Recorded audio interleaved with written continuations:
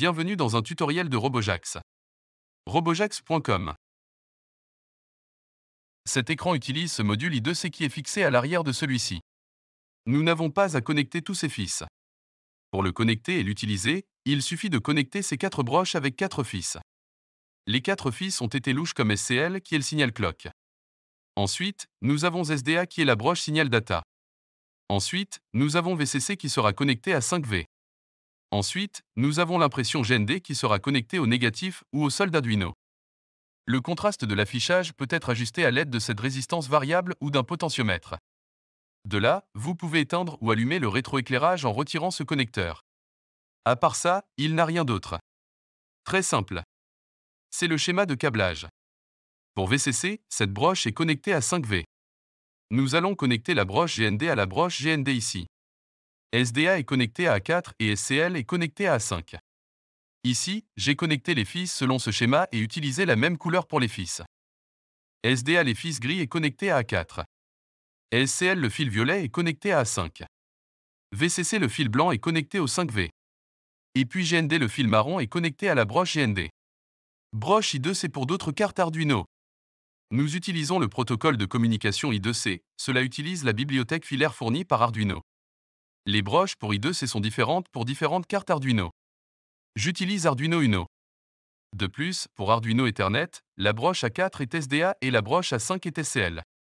Pour la carte Arduino Mega 2560, la broche 20 est SDA et la broche 21 est SCL. Pour Leonardo sont ses épingles. Et pour du son ses épingles. Pour chaque écran LCD, vous devriez avoir ce module I2C attaché à celui-ci. Parfois, il est vendu séparément. Essayez d'acheter celui qui est déjà attaché, car il serait très facile à utiliser. Ce module a une adresse I2C. Ainsi, l'adresse peut être définie. Pour notre programme, nous devons connaître l'adresse I2C. L'adresse est déterminée par ces points à 0, à 1 et à 2 sur cette carte. J'ai une vidéo séparée sur YouTube expliquant cela. Le lien vers la vidéo est dans la description ci-dessous. Ces broches, si elles sont soudées ou non soudées, changeront l'adresse. Donc, nous devons trouver l'adresse. Pour vérifier l'adresse de tout appareil qui utilise I2C, nous pouvons utiliser ce programme I2C Scanner. Je vous fournis ce code, copiez-le et collez-le dans un nouvel écran vide et téléchargez-le sur votre Arduino. Une fois le programme exécuté, il affichera l'adresse I2C de l'appareil connecté à votre Arduino. Il s'agit du moniteur série que vous pouvez ouvrir en cliquant sur Outils et en sélectionnant Moniteur série. Ou appuyer sur CTRL plus Shift plus M. Comme vous pouvez le voir, l'appareil se trouve à l'adresse 0x3f. 0x signifie que la valeur est hexadécimale. 3f est le numéro d'adresse de ce module. Si je déconnecte ces deux fils, vous verrez qu'il est écrit périphérique I2C introuvable. Si je le reconnecte, vous verrez que l'adresse est trouvée. Souvenez-vous maintenant de cette adresse pour votre appareil 3f. Le code Arduino est expliqué. Laissez-moi vous expliquer le code. Cette ligne dièse include signifie que vous incluez un fichier dans notre programme Arduino. Parce qu'il est de type bibliothèque, nous mettons alors à l'intérieur des crochets et. Wire signifie qu'il est utilisé pour I2C et qu'il fait partie de l'IDE Arduino et qu'il est déjà inclus. La ligne suivante dit dièse include. C'est la bibliothèque et vous devez la télécharger et l'installer. J'ai fourni le lien, vous le téléchargez donc sur votre ordinateur sous forme de fichier zip. Cliquez sur Sketch puis Inclure la bibliothèque et cliquez sur Ajouter une bibliothèque.zip. Vous verrez cet écran. Sélectionnez maintenant le fichier zip téléchargé. Cliquez ensuite sur Ouvrir. Il sera inclus dans les codes de votre bibliothèque Arduino. Cette ligne ici, nous définissons un objet qui a le même nom que la bibliothèque ici. Nous appelons cet objet LCD. Vous pouvez choisir autre chose. Cet objet a 3 arguments, 1, 2 et 3. Chaque argument a été séparé par une virgule. Le premier est l'adresse I2C, le second est le nombre de caractères de l'écran qui est de 16 caractères. Et le 2 est le nombre de lignes. Si vous utilisez LCD 2004 qui a 20 caractères et 4 lignes, vous pouvez définir ces valeurs ici. C'est l'adresse que nous avons trouvée plus tôt en utilisant le scanner I2C. Comme vous pouvez l'utiliser avant, j'ai utilisé 0x27. Par conséquent, vous devez exécuter le scanner I2C pour obtenir l'adresse et la saisir ici. Dans le setup, cette ligne initialise l'écran LCD. Après LCD. Backlight, cela activera ce rétroéclairage pour nous. À l'intérieur de la LOP, nous tapons lcd.clear. Parce qu'il s'agit d'une boucle et qu'elle s'imprime en continu après ce délai de 2000 millisecondes ou 2 secondes. Nous voulons supprimer le texte précédent. Utilisez donc lcd.clear et tout sera effacé de cet écran. Et en utilisant ce lcd.print, nous imprimons notre texte à l'intérieur de ces parenthèses avec une double citation. Et c'est le texte imprimé à l'écran. Il ne nous reste plus que deux personnages. Ensuite, nous déplaçons le curseur sur la ligne suivante. Ainsi, nous pouvons imprimer du texte dans la ligne suivante. Si nous ne plaçons pas le curseur, nous imprimerons le texte suivant au-dessus du texte précédent. Donc, nous plaçons le curseur sur le caractère 0 de la ligne 1. En informatique, on compte toujours avec 0. C'est la ligne 0 et c'est la ligne 1. Et les caractères commencent à gauche avec 0, 1, 2, 3. Jusqu'à 15 et non 16.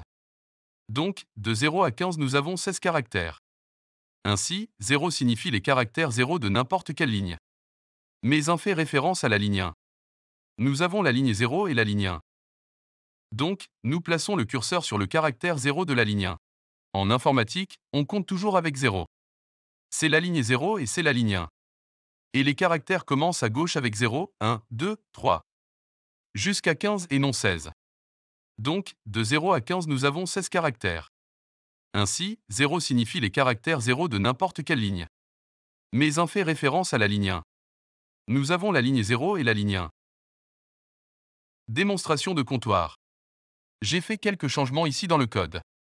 La première chose que j'ai faite a été de créer une nouvelle variable appelée count avec toutes les lettres minuscules. Le type est int, qui est un entier et une valeur initiale de 0. Et puis j'ai mis ces deux lignes supplémentaires.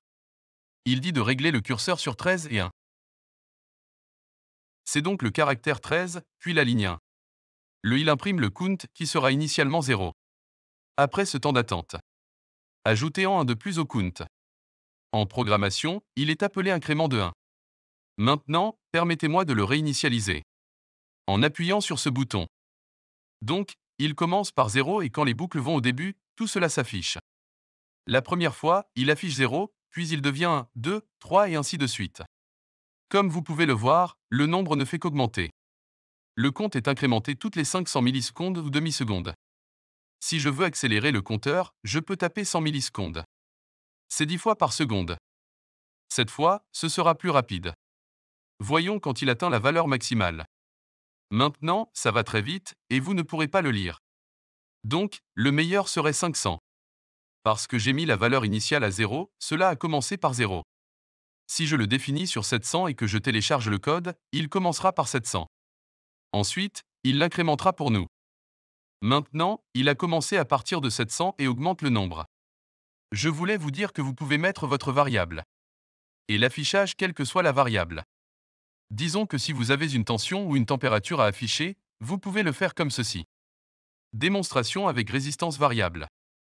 Je vais maintenant brancher un potentiomètre ou une résistance variable. Il a 3 fils. Un fil sera connecté à 3,3 V d'Arduino. Je n'ai pas utilisé le 5V. Parce que la broche 5V est utilisée pour l'affichage LCD. Donc, il est connecté à 3.3 V. Et l'autre côté de GND. Et la broche du milieu est connectée à 0 ou analogique 0. Nous allons faire pivoter cela et lire la tension à la broche à 0. Et afficher la tension sur l'écran. Maintenant, je connecte cette résistance variable ou ce potentiomètre pour lire la tension.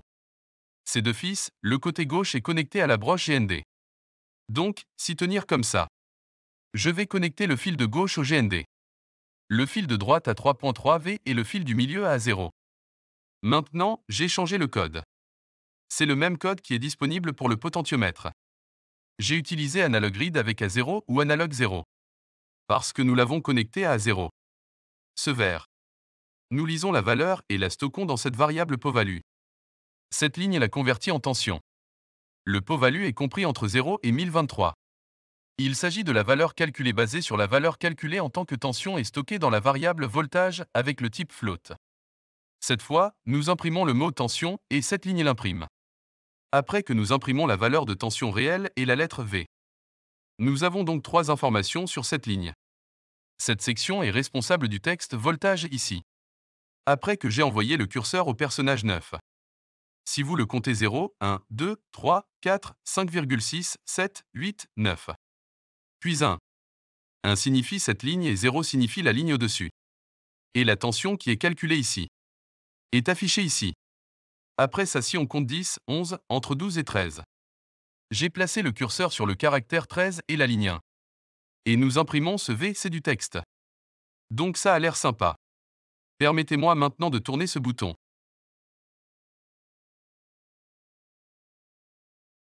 Je baisse la tension. Il est presque nul.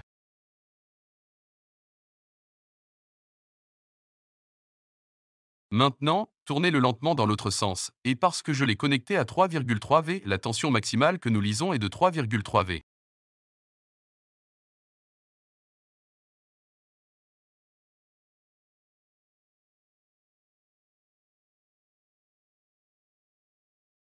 De la même manière, vous pouvez afficher le courant, la température, la vitesse, la distance ou toute autre valeur. Démonstration avec LCD 2004. C'est le LCD 2004 ou 20x4. Il a 20 caractères de gauche à droite et il a 4 lignes. Le même que LCD 1602, il a le module I2C qui lui est attaché.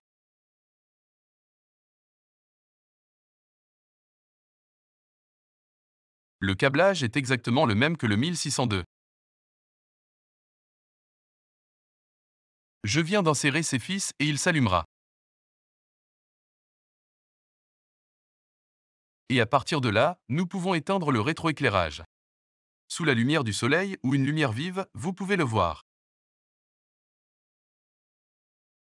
Exécutons d'abord le scanner I2C. Ici l'adresse est 0x27 pour ce module.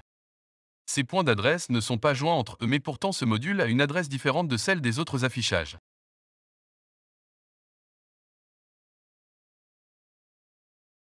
Et voici le même code que nous avons utilisé pour le potentiomètre. Je dois changer l'adresse en 27. Et cela a maintenant 20 caractères et ces 4 car nous avons 4 lignes. Ensuite, téléchargez le code. C'est le croquis ou le code du potentiomètre. Comme vous pouvez le voir, il montre la tension et je le fais tourner maintenant. Vous pouvez maintenant utiliser plus de lignes. Disons que nous voulons afficher quelque chose dans la dernière ligne. Je copie ce code.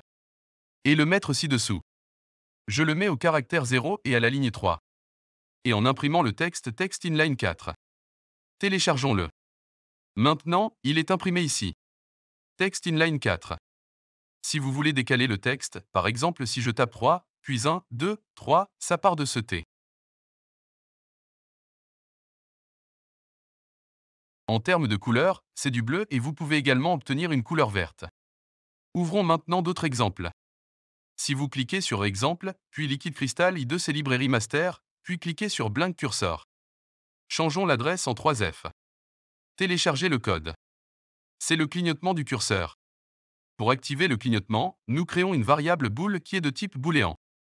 Et réglez-le sur VRI. Cela place le curseur au début. While 1, cela signifie pour toujours.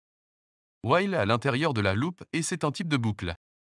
Il s'exécute avec une condition définie ici. Quand nous mettons 1, cela signifie TRUE pour toujours. Alors c'est le début et c'est la fin de la boucle while. Cette partie du code fonctionnera toujours dans cette zone et y restera. Ici se dit SI blinking, c'est la variable qui est TRUE. Si c'est TRUE, alors faites tout cela. Sinon, faites ceci. Voyons maintenant ce qui se passe. Si c'est vrai, on nettoie l'écran. L'impression de ce texte à l'écran. Puis no blink. Après ce texte, il imprime ce tiret. Puis nous définissons la variable blinking sur false. Maintenant, la boucle revient ici, le while est TRUE. Maintenant, le blinking est faux et cette fois, la ligne suivante sera exécutée et ce carré est affiché. Chaque fois que vous avez besoin d'avoir un curseur clignotant à l'écran, mettez simplement ce code. Ouvrons un autre exemple. Faites défiler les exemples vers le bas, puis sélectionnez Custom Char, ce qui signifie des caractères personnalisés. Mettons l'adresse comme 3F. Ce sont des personnages qui ont été conçus.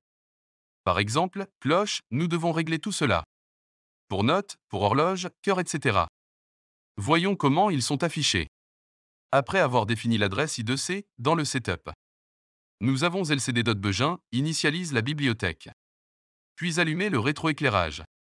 Ceux-ci sont tous à l'intérieur du setup et il ne s'exécutera qu'une seule fois. Permettez-moi de le télécharger. Maintenant, nous voyons cette ligne. Et ce sont les symboles qui s'affichent. Passons à un autre exemple. Ouvrons Serial Display. Changez l'adresse en 3F et téléchargez-la.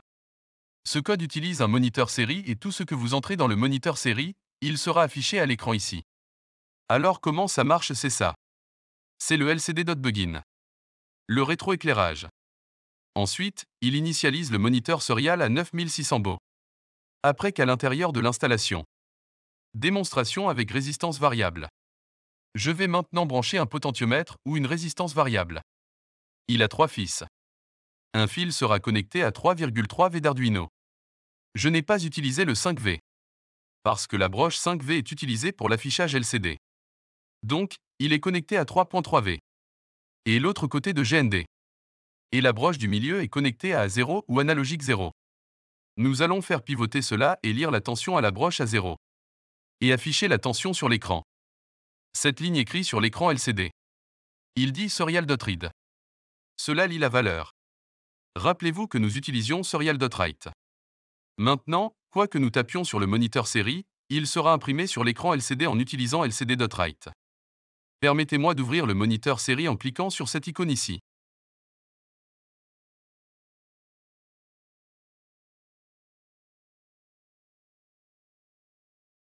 Maintenant, si je tape bonjour et appuyé sur entrée, bonjour s'affiche sur l'écran LCD.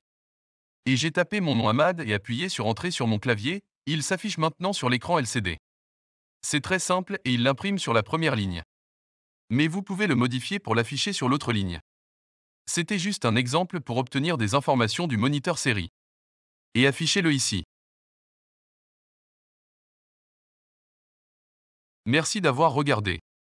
Merci de regarder cette vidéo et de vous abonner à notre chaîne. Visitez www.robojax.com pour un projet Arduino gratuit.